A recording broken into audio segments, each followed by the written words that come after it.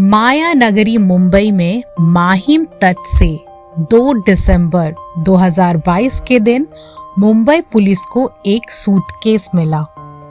Suitcase के अंदर एक आदमी का कटा हुआ एक हाथ, एक पैर और शरीर के कुछ और टुकड़े थे। पुलिस को ये सूटकेस माहिम बीच पर तैरता हुआ मिला था। लाश की पहचान कर पाना पुलिस के लिए बेहद मुश्किल था। पुलिस को सूटकेस से लाश के अलावा शर्ट, स्वेटर और पैंट भी मिले थे। सूटकेस मिलते ही खलबली मच गई। पुलिस के सामने एक नया और बिना और चोर का केस आकर खड़ा हो गया था। मामले की गंभीरता को देखते हुए जांच मुंबई क्राइम ब्रांच को सौंपी गई। क्राइम ब्रांच की टीम ने एक शर्ट पर एल्मो मेंस वेयर का टैग लगा देखा था। क्राइम ब्रांच कुर्ला पश्चिम में बेलगावी रोड पर उस दुकान पर पहुंची। उस शर्ट का बिल निकला तो पता चला कि बिल किसी बेनेट रिबेलो के नाम पर था। अब इसी नाम के आदमी को खोजना पुलिस का मकसद था।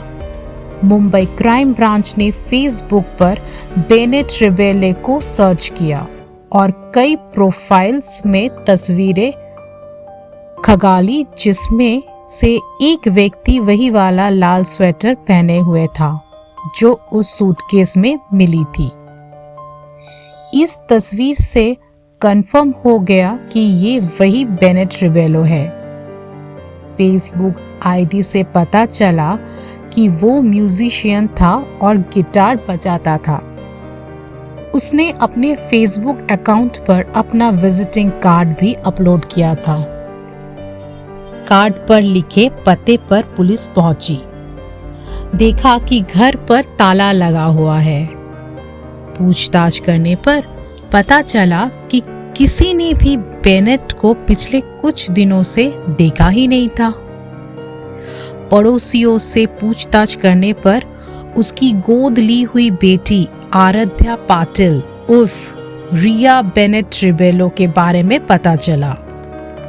पड़ोसियों ने बताया कि यहाँ वे अपनी गोद ली हुई 19 वर्ष बेटी के साथ रहते थे।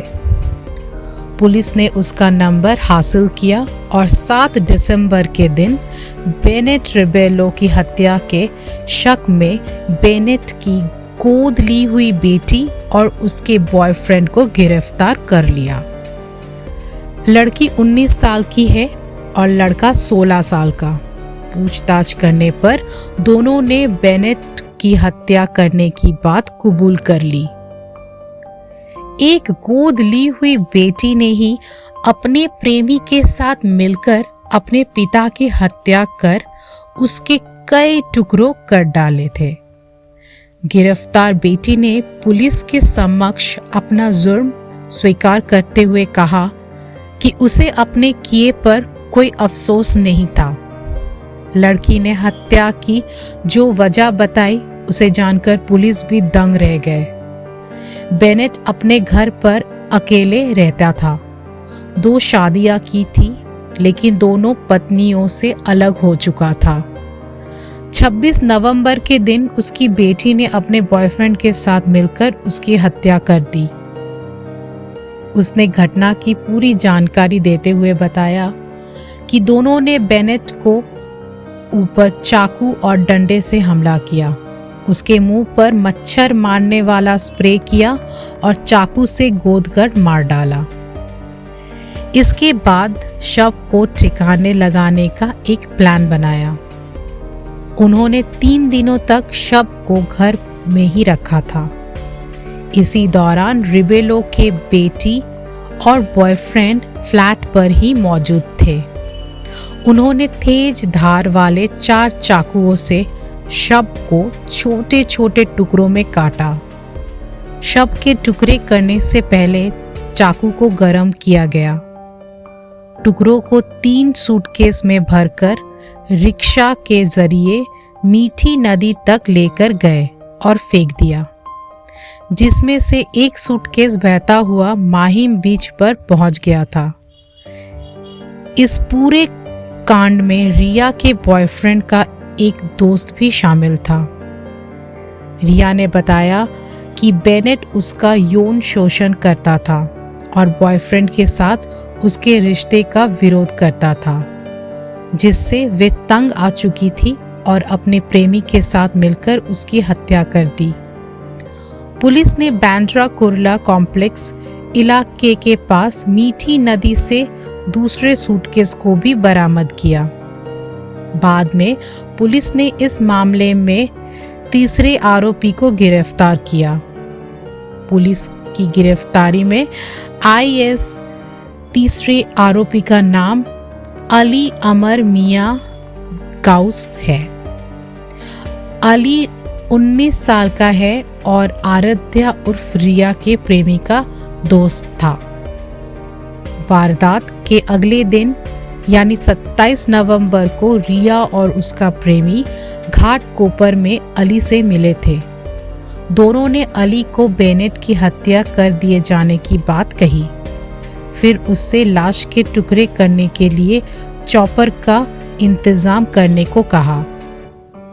2 दिन बाद यानी 30 नवंबर को अली वकोला आया, जहां उन तीनों ने मिलकर रात भर बेनेट की लाश को टुकड़े टुकड़े काटा और फिर उन टुकड़ों को अलग अलग बैग में भरने का काम किया। अली ने पुलिस को बताया कि उसने बेनेट के काटे हुए धड़ को बैग में भरने के बाद उसको टेप से लपेट दिया था। साथ ही उसने लाश को ठिकाने लगाने के लिए जरूरी सामान की खरीदारी में उन दोनों की मदद भी की। दोनों के साथ उसने बेनेट के घर के पास मौजूद एक दुकान से सूटकेस व अन्य सामान खरीदे। इसी सूटकेस में लाश के टुकड़ों को भरकर वे तीनों मीठी नदी में फेंक आए थे। 26 नवंबर को बेनेट रिबेलो का कत्ल किया गया था। 27 नवंबर को उसकी लाश के 8 टुकड़ों किए गए थे। इसके लिए 4 चाकू लाए गए थे। रिबेलो के किचन में इन चाकुओं को गैस चूल्हे से गर्म कर उसको शरीर के अलग अलग हिस्सों को काटा गया था। कुछ हिस्सों को एक सूटकेस में रखा गया। बाद में मुंबई के अलग अलग जगहों पर उसकी बॉडी को फेंका गया। सूटकेस में रखे शव के कुछ टुकड़े पुलिस को जांच के दौरान मिले थे। उसके कपड़ों से पुलिस ने शव की पहचान की थी। इसके बाद मुंबई क्राइम ब्रांच ने सूटकेस वाली लाश की गुप्ती सुलझा ली।